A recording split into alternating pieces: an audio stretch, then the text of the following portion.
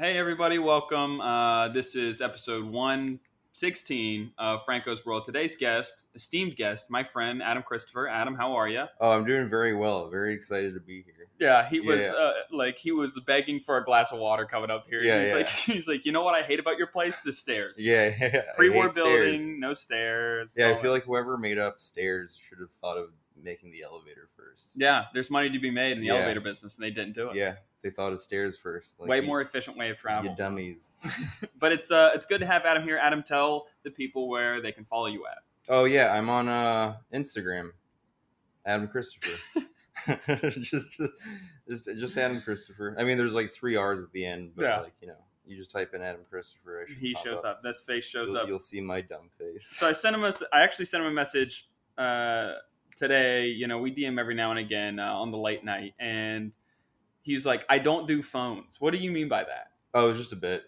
Here we go. Here we go again with. It was like no. If you read like what I wrote to you, it's like you gave me the number and I was like, oh, I don't do Yeah. phones, bro. Yeah. And it's like, oh wait, I'm on a phone. Never mind, I do phones. That was like, it's better when you say it out loud. Yeah. But it was like that sort of like the dummy like being like all like they have their set of rules. Yeah. And then they're like, oh wait, no, I'm actually doing the thing that I said I don't do.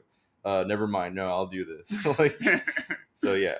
That's one thing I like about Adam a lot. Adam's commitment to the bit, and I get to see it every day, but Adam's commitment to the bit and just like his off the wall creativity, it's like he's one of my favorite people to watch. So you definitely got to follow him, check his stuff out. He's a good guy.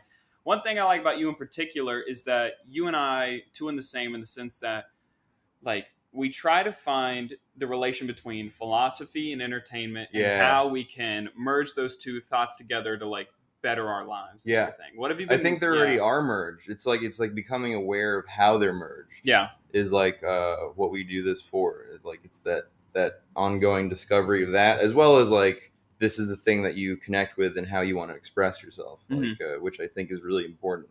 I think a lot of like the crazy shit that happens in the world is because people don't find like how they can express themselves, and they go just like nuts, and they just like do something really extreme, and they're like and they put themselves in very compromised positions. Like I think self-expression is like super important. Self-expression, that's Yeah. big. And you know, us as creative people, we're trying to find that outlet of like what that is, because I feel like there's something in all of our minds that's like, okay, we have something we want to get out, but then we're also, because we're, you know, entertainers, we have that curse of like how we're being perceived. And I keep talking about perception all the time because that's what the job is. Yeah. We're trying to be positively perceived by the audience. We're always playing with the perception of things, right? And like most of the time we want to be perceived in a positive light because Absolutely. it just opens you up to the world. Like you're like, okay, this person's not a threat. Right. This guy is chill to be in a thing. Absolutely. Like, we don't mind him. Yes. Yeah. What else should I say on that? Okay, I didn't know. I thought you were going to go off on like some tangent about. No. Yeah, I felt like within that moment I said what I needed to say. See, this is the thing you have to get with Adam. When he's done with something, he's done with something. I like that. And he's also a very caring guy. Have you always been like a hugger? Is that like your thing? Yeah. That's really cool. Yeah, it comes naturally. I mean, of course, I can sense if like someone like there's the body language of like I don't want to be hugged, but it's mostly like people that I already know to a degree. I don't just start hugging random people. Right. Like if it's like a good friend that I haven't seen in a while, it's like you're most likely going to get a hug. But if I do get the sense of like no, it's just pounds today. Yeah. Like that's fine. Yeah. Well, I've seen it in a couple of films or something. It's like, oh no, get in here. I'm a hugger. It's all hugs here. Like I don't want to. I'm not. You don't want to be that guy. Yeah, I definitely don't want to be that guy. Forcing the hug. I'm already naturally close to being that guy. That Yeah. if I like said it out loud in that way, it would just fucking. You're the wear my hug I would at be guy. so annoyed at myself. That's like, you. You're the wear my hug at guy. Yeah, exactly. That's you, man. But I still feel the vibes. If I'm not getting like a sort of like readiness, like slightly open position, then I'm not going to go in for the hug. Absolutely. Like, I think that's also part of like a problem with me. It's like body language is such I read into it to like the 10th degree, to where like you're fine here, but it's like, say I'm talking to a fellow comic at a show or something like that, and they're giving me one of these, yeah. I'm like, oh, I got to stop talking. Yeah, I have to stop dude, saying good read. words. Good read. Yeah. You can tell also just like by how they like if their attention's like on you the whole time. Yeah. then you're good. If you see them like fleeting, if they're like moving their head, Yeah. that's at least how I read it. They're looking for an opportunity. Yeah, out of there. yeah. Oh, there's someone over there there's something other than this going on Yeah. over there that I can talked go to that guy once. Yeah, Yeah. yeah, I'll go over there. yeah. That's a big thing for me, and you can really tell it when circles of people are together, because you have to look at the feet, and everybody's feet are pointing like in the thing, and then if somebody maybe is like slightly has one foot this way, one foot that way, it's a whole thing. Oh my god, it's like fun to read, and also sometimes people just do different. Like sometimes I'll do this, and that's just because it's really I'll cross my arms. It's a self hug. It's actually comfortable. It's comfortable, and I feel like my arms are dangling, so I'll do this every once in a while. But then it also doesn't mean necessarily that I'm nervous or I feel uncomfortable within the situation. So that makes it like that adds another degree of like the complication of like reading someone's body language, because you don't know if it's how they're feeling. So that it's like you have to combine it with other things. If they're doing this and they're like fleeting or they're shuffling, then it's like, okay, there's a whole sentence happening right here. If it's just like one thing, but they're like still like on you, like it's like, okay, maybe they just want to fold their arms. Part of my problem has always sort of been like, I know like what good and bad body language is, so I always like to present myself with positive body language, and it gets me into trouble sometimes because I'll be talking to somebody I don't want to talk to for a while, and they think I'm just like receiving everything. Yeah. And then I feel bad, and it's like, how do I get out of here? Yeah, I most of the time end it like, hey, it was great seeing you, man. I got to catch up with this guy over here. Yeah, there was a conversation I was stuck in at a party once, and I just said, this is a really great interaction. I just want to sit down now. Yeah. I mean, it made it weird for like a few seconds, but they're like, oh, okay, well, yeah. It was funny. You kind of did that with us. So we were having this long philosophy discussion on the 6 train, or as I like to call it, the green beat. It's the green beat. That's the green beat. Max Spinelli coined that term. I'll get into it after. Okay. But the green beat. And we were talking about all of our beliefs and what philosophies we subscribe to. Yeah.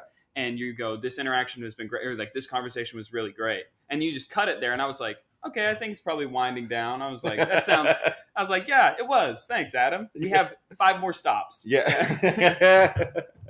It's a great conversation, man. Yeah, that was a really great conversation. Yeah, sometimes in that sense, like it wasn't really like to conclude it. No, it was like it's like when I get to a certain point of excitement over a conversation, it's like I need to like that's my way of taking a breath and being like, I really like what's happening right here. Yeah. This is really cool, and then like go back into it. But then it allows me to like just not get so overwhelmed by the excitement, right? Because at that point, I think when I get overwhelmed in the conversation, then I start just saying stuff to express my excitement, but not necessarily like I just start talking out of my ass because it's like I'm just so excited to like be talking about these words. Right. Like, you're just saying words, you're just saying words just to say them. Yeah. I like to say they're prosthetic. Yeah, exactly. So like to keep it at a certain baseline of like, okay, cool, I really like what's happening here. Yeah. I want to like keep the ball on this sort of. It's like me highlighting like I really enjoy this. Like, okay, cool. Let me like get back to. It's also like it's also kind of weird when you could say like when you're a guy sort of making friends with another guy. I find that it's like guys have that weird interaction. When you're talking to a girl, you can just say, you're talking to a girl, you have your moves or whatever you go to is. When you're talking to a guy and you don't really know them and you're trying to like gain some sort of like mutual understanding of like, I'm into this, how can we be friends with that? Yeah. Or like, is this real, or are we just like kind of like, because there's a lot of puffing of chests when you're like with guy interactions, which is like kind of annoying. Yes. So I mean, luckily, the one-upsmanship. Yeah, the one-upmanship, and like I just want a good conversation. Yeah. So it's like it's not like it becomes sometimes like a conversation that then just goes into like a bragging contest, right? Like a very subtle kind of bragging contest. Absolutely. The fish always gets bigger, and this guy's like, oh, I've done this spot. Oh, I did this spot. I'll tell you what, this one time in France, and it's like, okay, dude. Absolutely.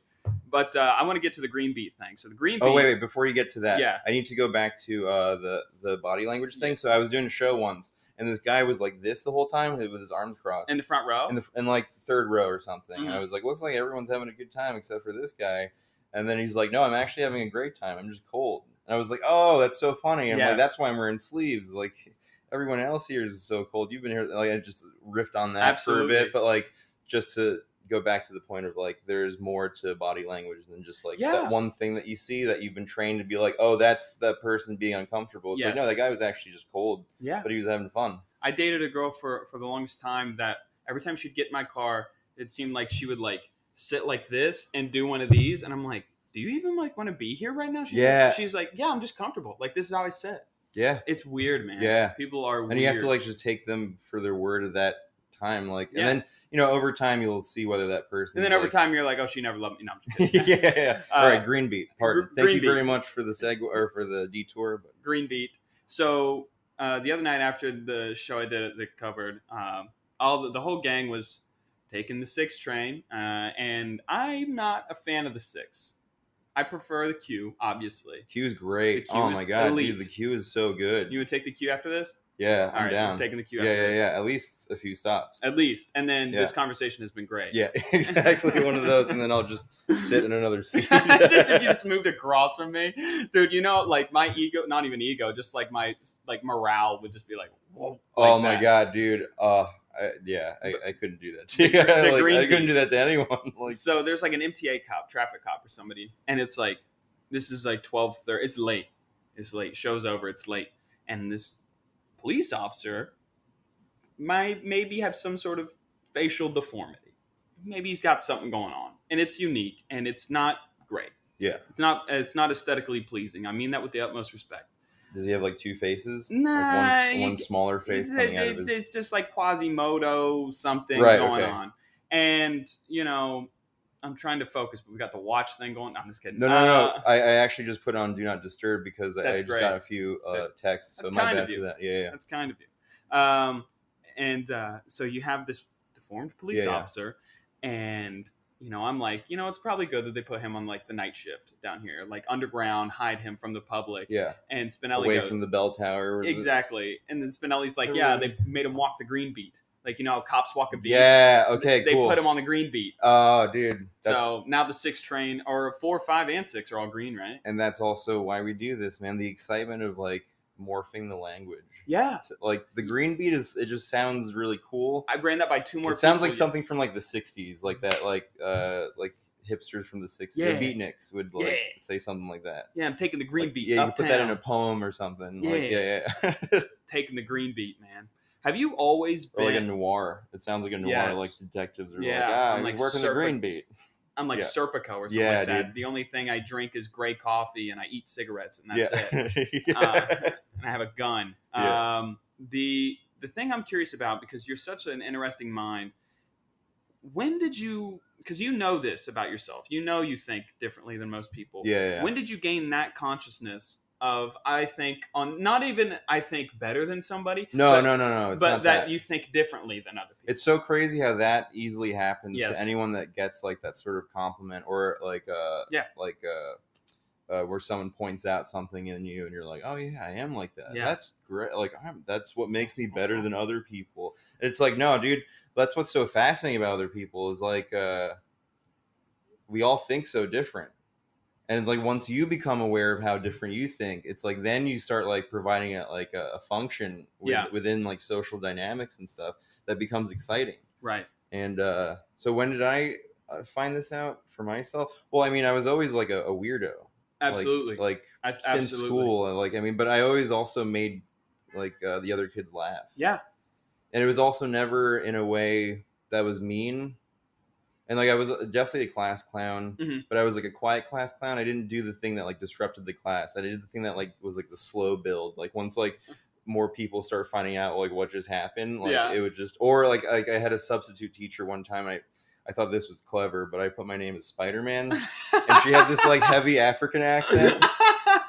And she was like, Spider-Man. I was like, who is this Spider-Man? And like the whole class was just laughing. And I just wrote Spider-Man. And it was like, with your accent, I think it'd be funny if you said Spider-Man. And like, that's so great. I just wrote that. And then like, I raised my hand. It was like this very, it got a big pop of laughter. And it was a very like fun, awkward moment. Because then like, she didn't have a problem with me, but she was just giving me shit for doing that. But it was like, I wasn't like in trouble or anything. It was just kind of like a play on like the opportunity of a substitute teacher. That's great. With a funny accent for this title, like Spider-Man. Right. Spider-Man. Like hearing that Spider-Man, sorry.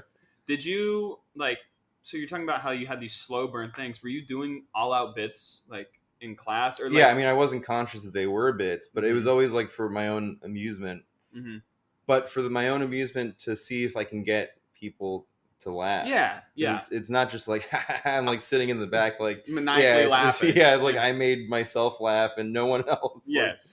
Yeah. I definitely can relate to that as a kid and everything. Like it was never like, oh, I'll do this because I think it's funny. I'll do this because I think it's funny, but I also want it to get. You want a that. certain set of eyes to see this thing and appreciate this thing, which is like, yeah. Oh, dude, sometimes even at like open mics or like there'll be like just if I see a few comedians that I really love, like it's gonna be like my performance is gonna be kind of geared to them, or like just because I love their laughter and like also that sort of return of like they've made me laugh so much, and it's like if I can get you guys to laugh, this is so exciting. I did this one time where like Jill Wiener was like a great comedian, by the way.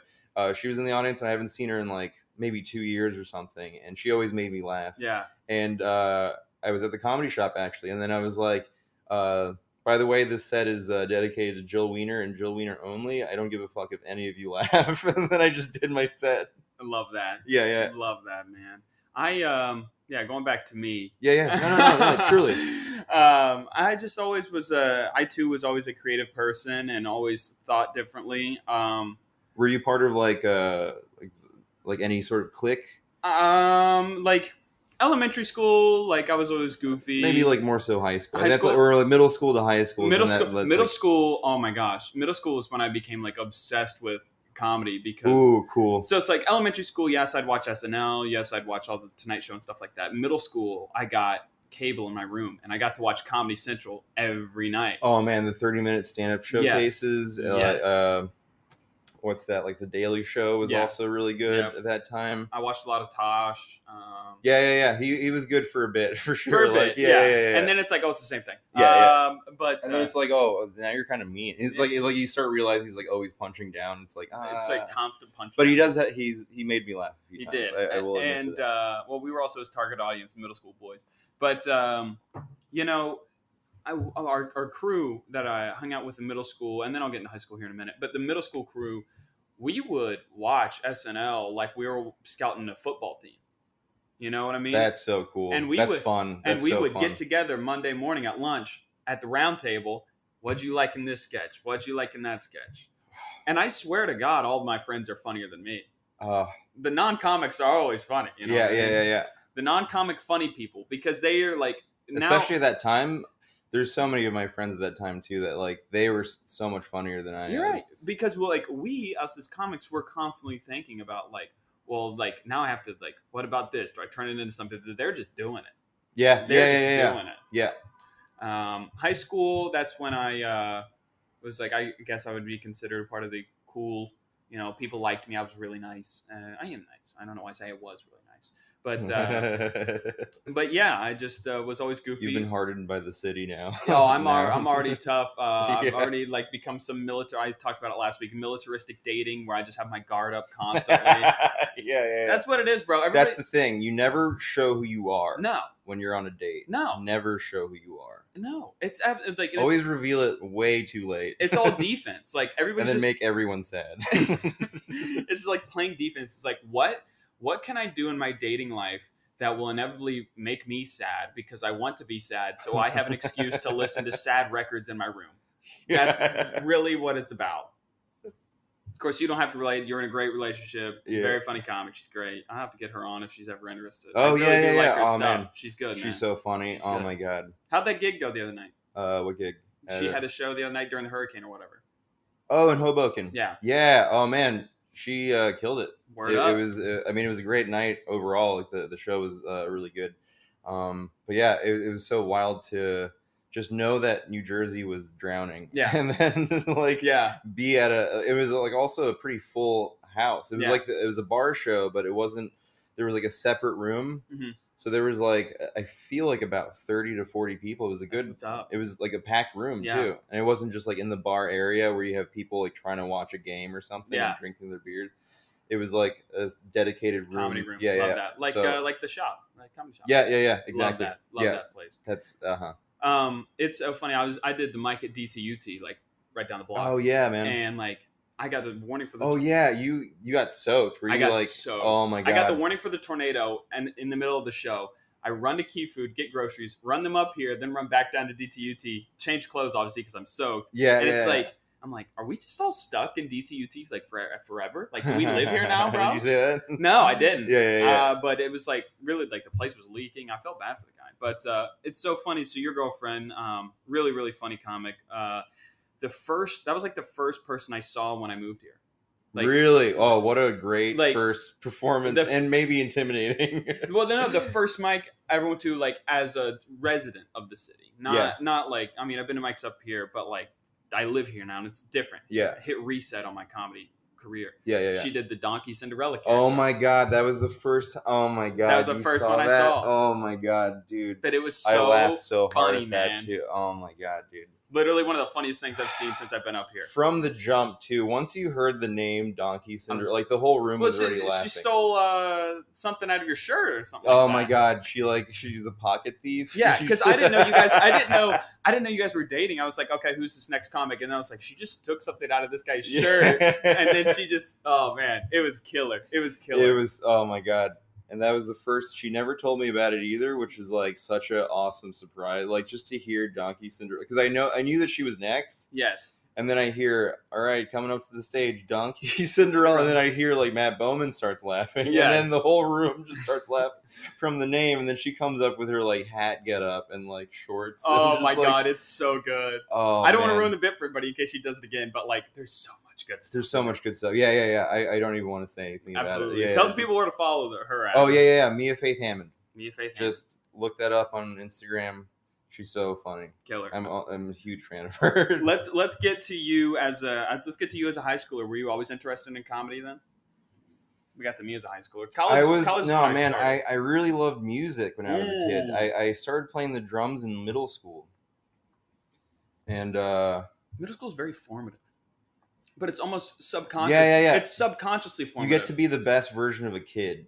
Yeah. And in high school, you start like, oh, I'm starting to like morph into an adult now. Let me start being a dick, or I'm more scared of the world. Like I'm heading out now. I'm becoming older, and I still hate the world, and I'm so scared. It's like these two extremes are like battling in you. I always thought middle school was like the most interesting time. To me, I definitely had more fun. I think it was the funniest time. Yeah. That's when I got like it was my time. So it was like I got like CD albums of like Chris Rock.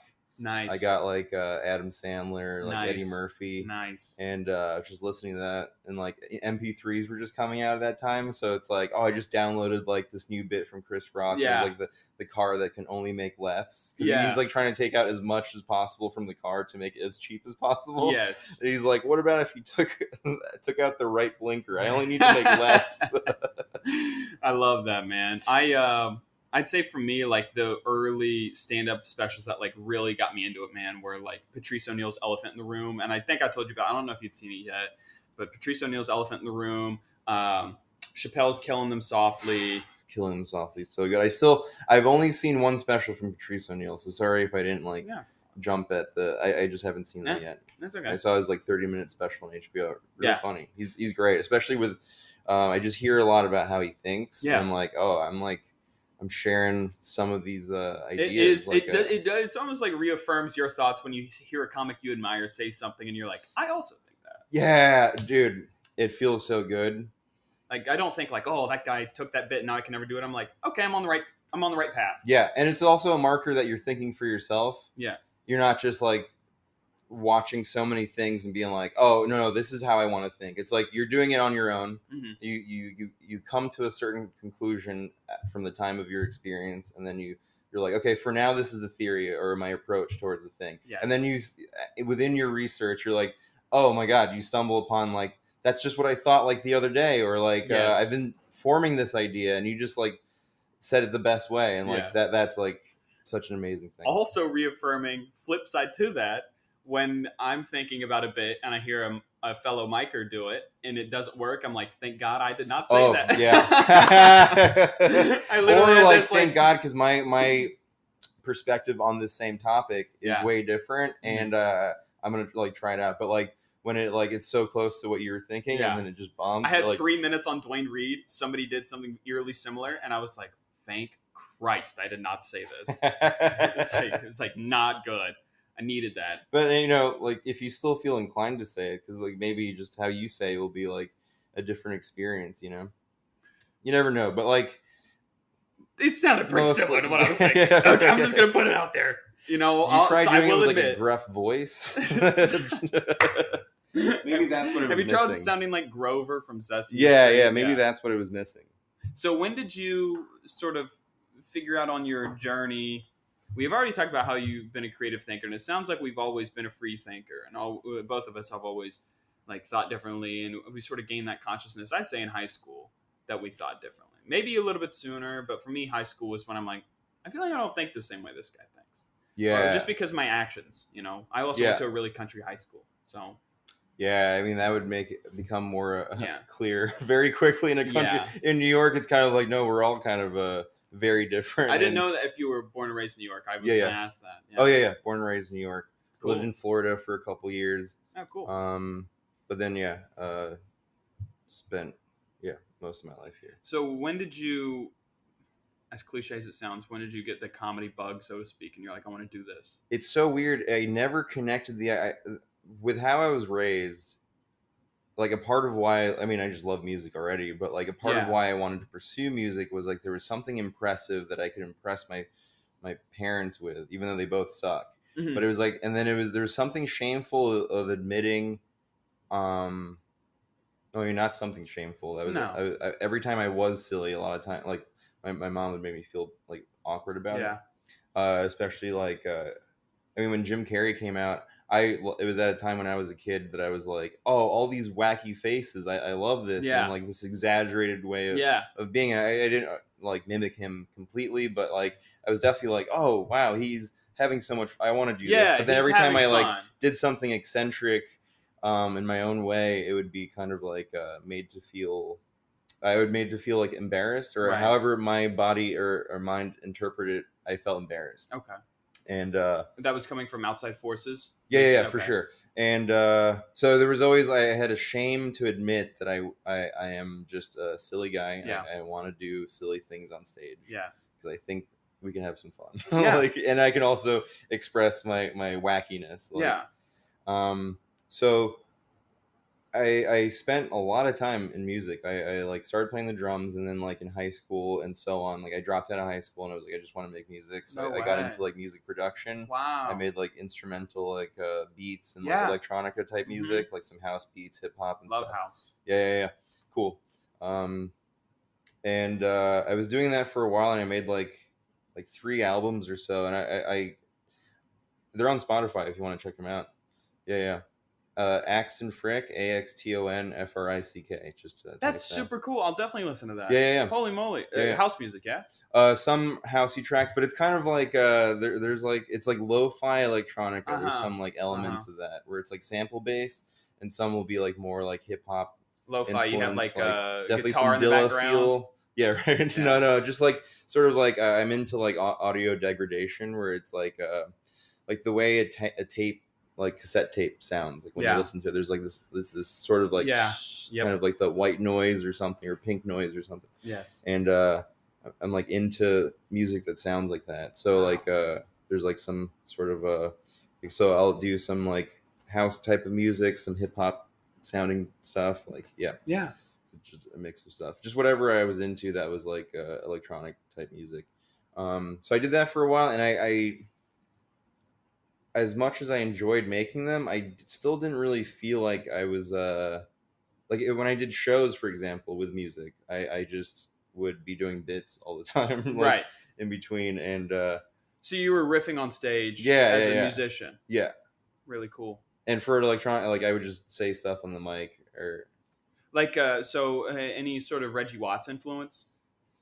No, I found him out like way later, and I was like, oh, cool, but he's already doing that. Like, so never mind. But he's so great. I love Reggie Watts, man. Yeah, man. He's so goddamn funny. Definitely an influence too, but influence in the sense of like the way he does things is really like fun and like absurd, and like I am that too naturally. Yeah. And so like finding that like kind of style. I'm like, oh man, I've been doing this like my whole life, but like doing it really shy and like only to like a few people that are my friends, and never repeat it. Like I would never repeat a bit because I would be like so scared that I would never be able to like say it the same way. Right.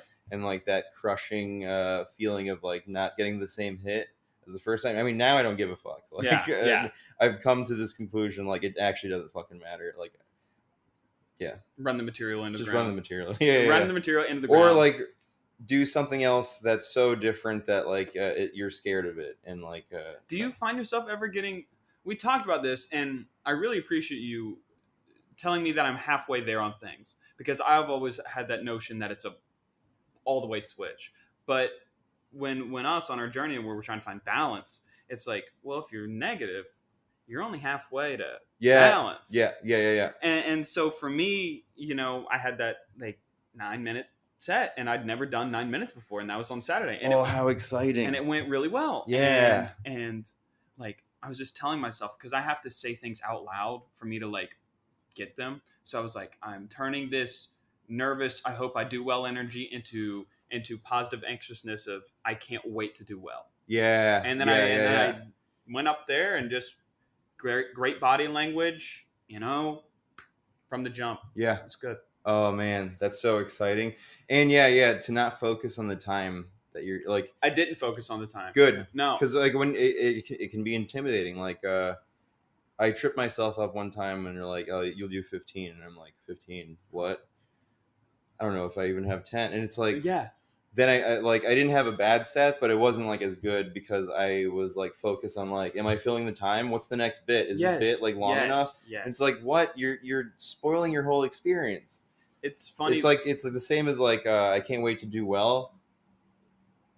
Shared with like I can't wait to have fun and share that fun like on stage. Right. Like it's like along the same lines. Like and yeah, like don't step on your like and it's fun to catch yourself later. I mean, it's frustrating as well, but it's like you know exactly where you went quote unquote wrong. Like fuck, I focused on the wrong thing. Yes. And it's so easy for that to like slip in.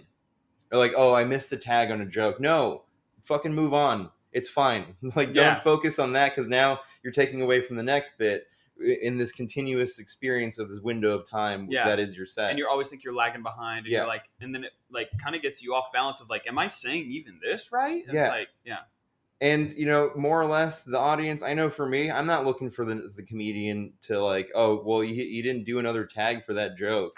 It's like, did this guy make me laugh? I don't give a fuck about your clever writing, dude. Like, I mean, that's on you. If you want to be clever and do writing like that, that's on you. I'm not like waiting for a callback. I'm not waiting for like, oh, what's the third? Oh man, he hit it with 2. Let's hear the third tagline. It's like, nah, dude. Like, if you don't have it, just move on. Like, treat it just like it's just part of the fun. Like, because there's a fairly like medium-sized joke that I do, and there's like 2 longish tags that I have. But then if I get bored of saying the joke, I just say the first part, and it's easy for me to like just move on. And it's like they don't fucking know that there's like another tag to. Like, they don't know anything. Like, they only know whether you're having a good time or not. And like, if you're connecting with the audience, that's what they know. It's like they can feel if you're connecting. Like, that's so great. That's so great to hear, and it also gives me like positive reinforcement that just doubles down in my mind that I did do the right things for myself. Anything that you do on stage is the right. I think Maria Bamford said something like that. Wow. Anything you do on stage is stand up. That's true. Anything you do Which on stage. I'm like, that alleviated so much stress, like hearing that, because I'm like, that's how I felt. Like, just hearing that, I'm like, no, it is. Sometimes it's not going to be like so funny, but in that moment, that's like the learning point of like, okay, like you kind of assess like what you did, and you're like, I know why this didn't work for whatever reason, but I'm glad that I experimented by doing this, because now I know how this feels like, and I don't mind revisiting there because I'm a little bit more aware this time. Yes. It's so funny because, I wasn't like, my thoughts when I went up there wasn't even like, okay, I have to fill all this time. It was just like, all right, get the mic out clean. And I didn't. But then I said, they say the first thing is like, get the mic out clean. And here I am, because the cord got wrapped around. So it's like, I'd say for 15 seconds, I'm like trying to get the cord out, and it worked because it was a physical bit, and I didn't mean for it to be. And then I was like, all right, let's get started. And then they're like, they thought that was funny. Yeah. And then those moments they naturally get a laugh, I think, because it just builds tension. Yeah. And especially how you deal with it. If you dealt with it in a fun way, then most likely you'll get a laugh. Yeah. It's like, this is silly, right? Yeah. It's like, okay, they say the best thing. And then it's like, and then I couldn't get it the second time. And I was like, oh my God. And it's like, all right, now we're here. And it worked. And, you know, by the time I got the light, like when I got the light, I was like, I could just finish right here. Isn't that a great feeling? Yeah. I was like, oh, I got the light right now. I can see the finish line. I was like, I wrote so many backup jokes in case I couldn't fill time. And then I stretched my 5-minute mic set into 9 minutes. That's great. Because That's I awesome. paused for laughter. Yeah. And I walked around and maybe I asked the audience this question or Yeah, that yeah, question. You connected. Yeah. Yeah. And it's like the light got shown to me. I was like, oh, well, this is a good place to finish. Dun-dun-dun-dun-dun-dun. I'm It's Franklin like Miller. Have a good night. It's like you being there and present is the show, and like the seasoning is your bits. Mhm. That's how I feel about it. Like when you're having like really like a good time and you're like really present with like your set and like the audience and stuff, like it's almost like effortless. Like it's as if like the jokes just like kind of come naturally. Yeah. You're like, oh yeah, at this moment this is the bit Yeah. for this moment. Yeah. And it's also, again, like it's not like, you know, like it kind of like when comedians like I guess there's no transitions for me tonight. It's like, what are you doing on stage? Like, we're not looking again for like clear transitions. Yeah. It's like, no, just get to the laugh, dude. Like, laughs first. Yeah. Laughs first. Yeah. I'm excited. Like being up here has just been such like a positive reinforcement experience for me. Like they say, like when you first move up here, you find out quickly if the city is for you or it's not. And I used to be a very anxious person with therapy and all this stuff. Yeah. I avoided medication. I just didn't want to get into it. Yeah, understandable, man. And I have my own thoughts about that. And then, well, I would like to get to them. Yeah. And then it's like I come up here and like no panic attacks. Like I'm getting to do Whoa, that's pretty cool, I'm getting man. to do stand up every night. It's like, oh my gosh, like money's money. We'll worry about money another time. Dude, it comes and goes. It's so crazy. Money. There'll be times where it's like, oh shit, I'm really scraping here. And then all of a sudden you're like, what? I have thousands of dollars in my account? I'm like, great. Yeah. And we can get into stocks here in a minute too. But I'm curious about what your thoughts are on like the medication and everything. Oh yeah, man. I feel like, of course, like I'm not against medication to a point, but I think with now that like mental health is now not as like taboo, and we're like talking about it more freely, it entices the want to have the medication instead of the want to like face yourself and like find out your own pattern and your own moods and because like, dude, sometimes I'm fucking depressed and it's just, that's fine. Like I'll lie down for like however long I need to lie down. Yeah. Maybe my soul is tired. I think of it like that. Like, because there's so much happening, especially if like you're a sensitive person, and then you happen to glance at the news. Nothing in the world is like really going right. No. But there's still so much beauty at the same time. So it's like, but it does get heavy knowing this. Yeah. And yeah, it's understandable if you feel depressed. Like there's so much stimuli going on, and especially with social media. I mean, I already spend, I feel, too much time on it. I'm only spending about like 3 hours a week. Wow. That's like my average that like my phone. I have to set limits on all of them. I get like 3 hours a day. No, I was there for sure. I was like definitely using social media at one point, like a lot. Yeah. But it just keeps you in a comparative state of mind. Comparison, and you can't help but to feel bad when something is when some person is experiencing a better time, especially when you consider the time that you're having now not to be as good of a time. And so all those things combined, like, just puts you in a depressed state. And it's like, by taking the medication, it keeps you further away from yourself. Yeah. That's just how I feel about it. And like, not everyone is in a extreme state of psychosis that like they all need the medication. It's like, yo, come on, you guys. Like, it can't be like, like, and then like people, like, there's this post I saw, and it's like this woman was saying like, I feel so much better now. I was finally diagnosed with this condition or something. And like, you don't realize how crazy that sounds. You needed to be diagnosed from another stranger. A word for you to feel less crazy. Yeah. Like, what? Yeah.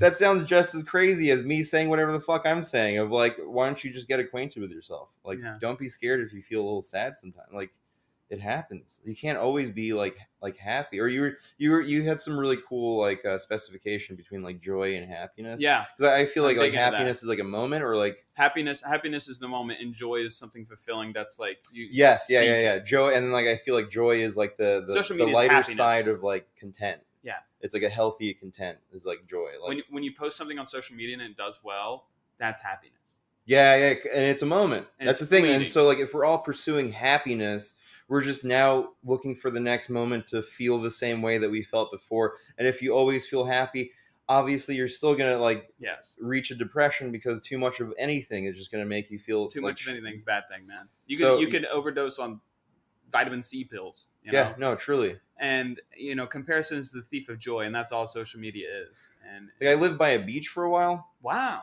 and after like a month, I was like, "This is terrible," you know. Like, but then you do a picture of me on a beach, and you're like, "Wow, I want to be on that beach." It's like, yeah, you that do. guy. Yeah. Yeah, you do for like a little bit though, Yeah. because then after a while, you're like, the beach, the sand. I get it. Okay. Yeah. Oh my god, what am I doing? It's like both. It's like nobody wants to be the your guy happiness becomes your punishment, sort of, or like your torture. You know, like yes, I do. It's like nobody wants to be the guy that owns the boat. You just want to be the guy that shows up on the boat. yeah, for sure.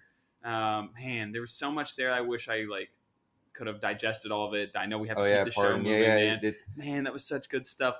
Okay, so looking inward, that was one thing that really stuck out to me. I first met you. We hung out. You got barbecue with us, right? We went to Mighty Quinn with Leo and Adam. Oh yeah, that I you? just yeah, that was me, and I just walked with you guys Yeah. to the place. So that's the first time I ever met you. Yeah. And Oh yeah, that was You- yeah. I remember that walk. you just said like these things like that where you're like, I said I'm not a drug guy, and you're like, oh, maybe you should look inward more. And I'm like, you're right. And I was like, well, you didn't know the way I think, but I look inward all the time. Like, that's all it is. No, I was I'm like also I was right. like partially doing a bit. Yeah. Like, it No, was because like they made it seem like it was like a drug thing. And Yeah, you're like, yeah. oh, nah, man, you got to look inward. Yeah, Yeah. You're good. So that's really great to check in with yourself. Mm. And we that 13 truths, this stuff where McConaughey talks about the 5 pillars, and that's all that is just like looking into the reflection every day and just like taking account. I have this, I have this, I have this, and I have this. You know what I mean? yeah.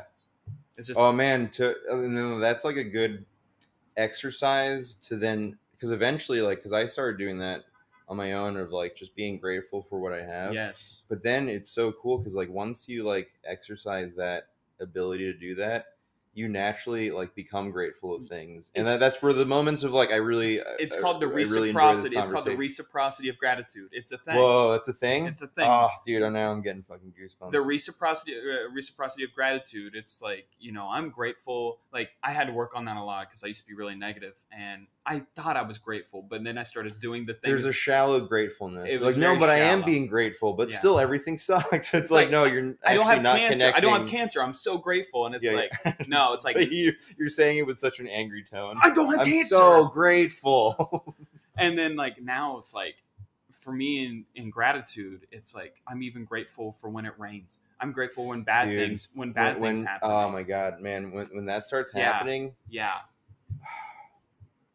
like I did a set once, and I did so well, and I went home feeling so depressed on the train, and I was like, that makes no sense. And when I was thinking about that, I just started laughing to myself. I'm like, this is too funny. Like, are you kidding me? Like, one of the best things to happen that we kind of like look for in an experience of doing stand-up just happened, and yet I feel so sad. Like, dude, that's actually quite fun. It's and then funny. like it got me funny. to like kind of invert that feeling into like, yeah, I mean, I still then like it starts like it's as if the storm cloud is like drifting away. It's like it gets lighter. It starts getting lighter in your soul. Like, it's pretty got cool. loosely stood up by a girl. That's right. I mean, it's pretty. I got funny loosely that stood up by a girl, and I was like, well, I'm not getting that money back, but I'm still going to the Mets game by myself, and I had a great time.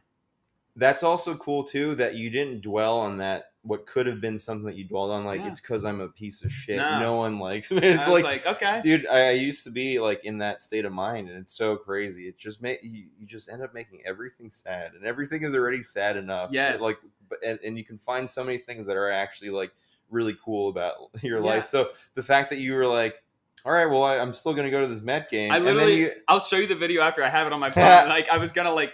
And then I realized how dumb it would be to post something like that, because like those TikToks always blow up. Like people are like, "Oh, I have nobody to go to the game with me" or something like that. And I was like, "I'm not doing that, dude." Yeah. And but I took a video of myself and sent it to my buddy, and I was like, and I'm just dying laughing. I was like, "Whatever." Like, I guess I'm going by myself. Like, it was fun. So but then funny. it's fun. It's like you took yourself out on a date. Yeah.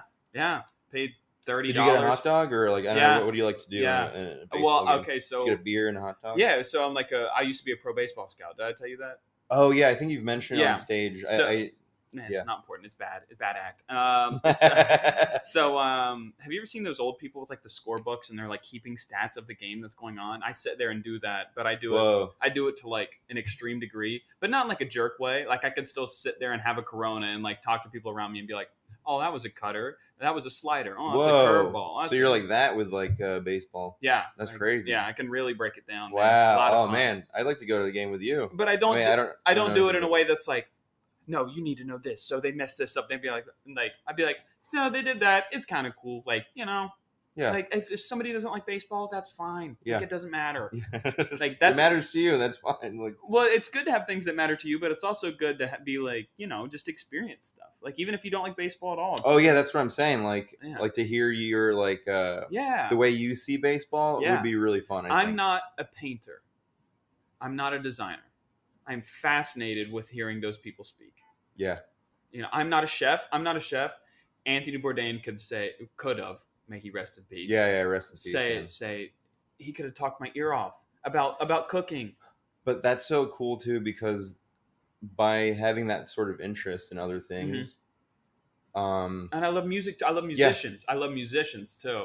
But what's cool about doing that, I feel like what I've noticed for myself is you start to see the crossover with the things that you do love. And like what they're saying of how they love their thing, and you're like, oh man, there's like, it's just the passion. You just appreciate the passion for something. That yeah. And the thing I was holding on to at the beginning of the show today, I found out. So I'm on 94th Street. Bourdain used to live on 94th Street. That's cool. And I walk by his apartment all the time to go to Central Park. Yeah. I may have taken a picture of the building today and sent it to my friend, but that's just a for me thing. And like it wasn't like creepy. I'm not like in the building like Anthony Bourdain. He lived and died in here. It's like, nah, that's like. But you gave it some light for a second. That was like, this is really cool. Fanboyed out. Oh, I fanboyed a little bit. Yeah, for sure. No, dude, understand. I literally go to sleep every night on YouTube. They put a lot of the old Bourdain episodes on YouTube. No reservation. Parts unknown. Not parts unknowns. I think it's no reservation. No reservation. Yeah. Oh yeah, man. It's not. That's part of why I wanted to move to. That's why I did move to Portland, Oregon. Like, wow. Because he did an episode there, and like he like covered a lot of like the food carts and stuff. I'm like, that's a fun. I prefer no reservations, Tony, to parts unknown. Yeah. Or to shoot, I got that backwards. I prefer parts unknown, Tony, to no reservations, Tony. Oh, really? Okay. And it was just because that's one I was introduced to. Oh yeah, understandable. So, yeah. Had to. I haven't watched enough of the other for me to. He did an episode. The thing about him, and I'm trying to steal this thought process from him, because it always seemed like he had the perfect balance of being able to make cunning, clever, almost snide remarks about things, but somehow keep it positive. And I know what you mean. Yeah. He's like, I'll never try that food again, and it's like, I mean, he's saying like, this but here is the with the people, like, this is how they influence like patterns and designs used all over the world. And you're like, oh yeah, all right, cool. Yeah, like, he ties it up really well all the time. He did an episode of West Virginia, no reservation or parts unknown. God dog it, I keep getting that backwards. And it was just so refreshing to see somebody who's an outsider, because West Virginia is a very unique state, and he came in there and he just treated everybody the same. And he showed appreciation, he showed gratitude, and he didn't turn his nose up at whatever stupid meal people are giving him. You can and I've never really been a food person. Like I honestly used to have an eating disorder. I was afraid of it. That's why I'm so thin. Yeah. But I just you can learn so much about somebody by sharing a meal with them. Oh yeah. Even from the way they treat the server. Yeah, the way they treat the server, how they eat, what they choose to eat first, like, yeah. It's all that stuff, man. Do you have? So I'm very curious because you said you're a big music guy. I'm a big music guy, and they always say comics want to be musicians and musicians want to be comics. That's what they say. Do you have anybody that you really admired as a musician? Electronica. Mm-hmm. There's this like drum and bass guy that I listened to when I was a kid. Like in middle school, I was introduced to him. Goldie, Don't know Goldie. but it's like drum and bass stuff, so it's like really fast, like percussion. Oh, and, word. like heavy bass, like with like some like ska like samples. Ska. Yeah, You were a ska guy. That's interesting. no, just ska samples. Like come select and then. Oh, you're talking about like. So ska. I mean, I do like ska, but like original ska, which originated from like in like Jamaican Yeah. reggae music. yeah, Yeah, I'm a big music guy. Yeah. And most people think ska. They're like, oh, '90s college band. No, Oh, no. What? It's like old reggae stuff. That's where it comes from. Yeah, that's where it comes from. Oh my god, when people say that, it's just They're like, oh, You're I like. missing out They're on- like, I on, like like- really big fish. It's like that's you're missing out on like the source material or the warmth comes from the like, source material. Yeah, Oh my god, yeah. I have three. Well, I'm a big Springsteen guy and a big Grateful Dead guy. But I have three Johns in my life that it's like I always listen to the records. I like play along with them. John Cougar Mellencamp, John Mayer, and John Fogerty from Creedence Clearwater Revival. Those three Johns in my life are like you can Really? honestly like map out certain parts of like my makeup, whether it be thought process, whether it be emotional feel, or even the clothes that I wear. And it's like you can find you'd be like, oh, that's from that, that's from that, that's from that. Oh, that's from that. cool. Yeah, I don't know. Like, I just listened to so much music. Like, I listened to like bossa nova when I was a kid, Nice. and like jazz, and so I love like Antonio Carlos Jobim. Mhm. That's like something that I like still listen to today. But then I listened. Oh well, I mean, contemporary. I really love the work of Sam I Am. See, you're That- saying all these people that I don't even know. I don't even know Yeah. what Sam I Am is. Oh man, Sam I Am. That does, just shows like, how much of a real music guy you are, though. Yeah, right. Yeah. It's like when people ask like who some of my comedic inspirations are, or who some comics are that I admire now, and I start naming names, they're like, I don't think I know that person. yeah. You know what I mean? Yeah. Love when that happens. Who are some of your comedic inspirations? Oh man, Marx Brothers, Peter Sellers, Saturday Night Live. Yeah. Almost, I found something fun in almost every season. So it's like it's not even like, oh, like what years of SNL. It's Mhm. like no, I just love the concept of the show, and I love People like talk about SNL like they talk about Grateful Dead songs. if Like, oh no, 01, so much better than 14. you ever watch a full SNL show, there's only really like 3 bits that maybe work, and then there's like at best your best bet is Weekend Update. Weekend Update's consistent. It's consistent, right? That's the most consistent thing about the show. Yes. Outside of that, like maybe 3 But I sketches. think they like even work. know that. I Yeah, think yeah, they- but dude, come on! You have a week and not to come up with a television program. Are you kidding me? And then like you have these people are like so snobby about it, and like the people that recognize the things from like the past, Yeah. they're only talking about those particular clips. If you watch that whole episode, the whole episode's not great. No. Like there's that one outstanding like sketch or moment yeah. in the sketch. It's And funny that's- you say a week because in my theory now, and I don't know anybody that works with the show, you probably do, but I don't even think it's a week anymore. I think it's less time.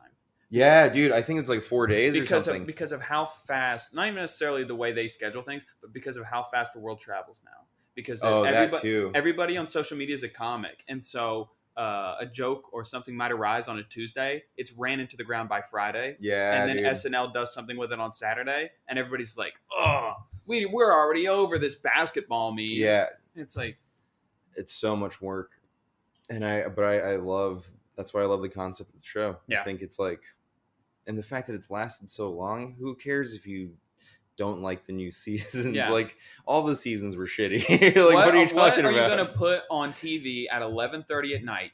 On a Saturday, like What are you dude, putting on come TV? Yeah, Like, you can't put another program in. and then every there. person that talks shit about SNL always says, "But yeah, if I got a writing job, like that'd be like pretty." Like, shut the fuck up, dude. Like SNL is dope. That's why you're saying that. Like, because and yes, it's I don't prestigious. watch- It's prestigious. I don't watch it like religiously anymore. Right. I still love that it exists. I Yeah. love that it's still happening. Yeah. And yeah, I'd fucking love like a chance to like work at it if I ever got a chance. And but then also like I think you're on your way, man. I love your stuff. oh, thank you very much. But dude, like just last week I was watching the David S. Pumpkins bit. I love the David S. Pumpkins It's bit. so goddamn funny, man. Like me and I were just laughing so fucking hard. And I've already put these rituals into my life where every Halloween I watch the cartoon David Pumpkin special, and I plan on passing that down to my children. Yeah, dude. Where we're gonna get together Yeah, and watch dude. the really poorly made SNL cartoon David Yeah. Pumpkin special. I do that. I set aside time. I'm sure you're a ritualistic person as well, but I set aside time in my life on Halloween to watch on my computer this 30-minute long animated short that maybe makes me chuckle a couple times. Yeah. But it's just like watching the Christmas movies. Yeah. You just do it. Yeah.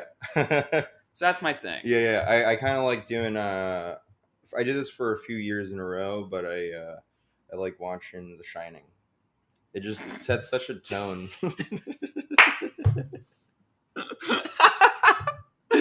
That'd be so funny. You're like, the movie that really touched me the most was like Texas Chainsaw Massacre. Yeah.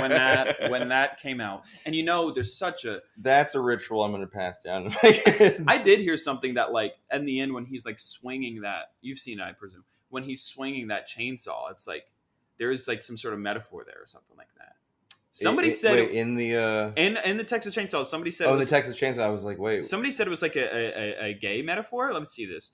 You keep talking while I'm like typing. it's like is that like a Like he's penis coming? or something? No, he's like coming. That's funny. He's coming out like they. Damn right, it's funny.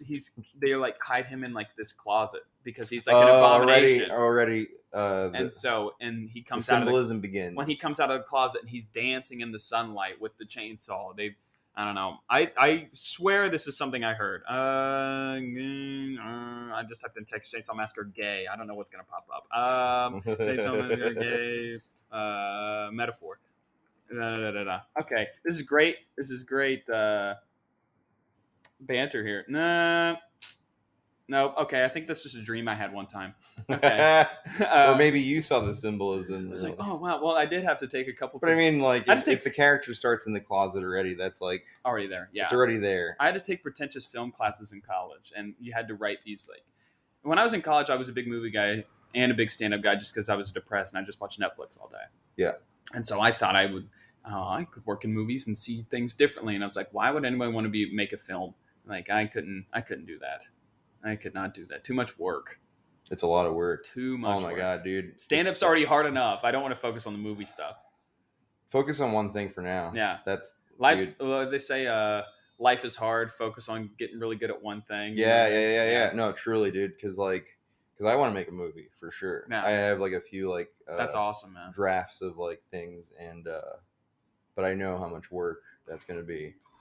Dude, I helped out a buddy film his like pilot. I just like filled in, and I had like 2 pages of dialogue I had to like read. Yeah. And then we were on set all day, 12 hours. Dude, that was intense. It's so intense because like work not day. only do you as the actor have to memorize your lines and also like be able to act accordingly to what the character is, but you have the sound guys. Everybody's you have there. The lighting people, Everybody's and they're there. all keep in mind of like continuity. Like we have to do this take again because someone spoke over the microphone. Yep. Like all these things, it just delays. Dude, like everyone's acting on the movie set because everyone's acting like they have enough patience for all this, and everyone's like, "All right, let's do it again." Like you just see that they're fucking over it, dude. And it's like if you fuck up your lines, it's like, "All right, no problem." Like just do it again, and it's like, "Oh my God, dude." Dang. It was so intimidating, but it was a lot of fun. But it's so much work, dude. And that's why now I understand like why actors will like burst out and like yell at people. Yeah, it's like a sports team. It's like a director is like hard to work with because they have so much they have to manage. Yep. And like, don't forget to be a nice person. It's like, unfortunately, I'm at my fucking wit's end. I just can't do that right now. I find myself not setting myself in scenes, but I do find myself like walking around the city or seeing something like, and then I'm really big on like music and movies, like on like what would match up well. Man, I love that. What sets the mood here? Yeah. And so it's like something comes on as I'm, walk around. I'm like, oh my gosh, with this and this Oh and my, here, yeah, this is juxtaposition. good. But Yeah, that's also that is like part of the creative mind is like yeah. the juxtaposition of things, like finding two things that are unlikely that you'd think of to be together, and then like seeing that they work and stuff. Like that's just all the experiment is, man. Absolutely. Like And we're doing that with individual words, yes. like Yes. I like it's so funny. I'm sitting on the subway in the city and like and this, old country western cowboy song comes on. And it's like, this like Lone Ranger out there by himself. cool. And it's You like know the song? no, I don't Okay, remember it. yeah. It was just on like Western Shuffle. Cool, Like I cool. haven't because I'm weird and I listen to old cowboy tunes. No, so But do I, dude. Aaron Copland. Oh my god. and then Copland. and then it's just like I see like this guy, on the subway, and I'm like, this guy's like a Lone Ranger. He's by himself on the subway. It's the duality of concrete cowboy, like my show that I'm working. Yeah. The So rebranding. Oh, that's cool. Like that motif entered your mind. yeah, Of like, I oh, do I'm like, and then it's like I'll get some like maybe some like purple neon writing, like concrete cowboy, to make it like really stand out. Yeah, or something yeah. Like that. I don't know. Oh, it's fun. That's my initial thoughts. Yeah, at least. yeah. And everybody seems to like that name. We've been going an hour here. Do you have any closing thoughts that any ideas that you want to get out there, or anything in particular that you would like to chat about? Oh, just keep experimenting, have fun, and yeah, do you do yourself? Do just yourself. Go fuck yourself. Go America. All right. Hey, thank you very much. Remember to follow Adam. Where? Oh, Adam Christopher. Christopher. He's been a great guest. He's really funny. This is so much fun. This is really fun. Thank you very much for stopping by. I really appreciate it. I consider you a genuine friend. And I can't wait to see what's in store for you, man. Sky's the limit. So keep listening, watching, all that stuff. Get ready for the Concrete Cowboy podcast whenever I get the designers and then in all that in order. Okay, like and subscribe, all that stuff. And keep taking care of yourselves. I will see you when I see you. Have a great day. See ya.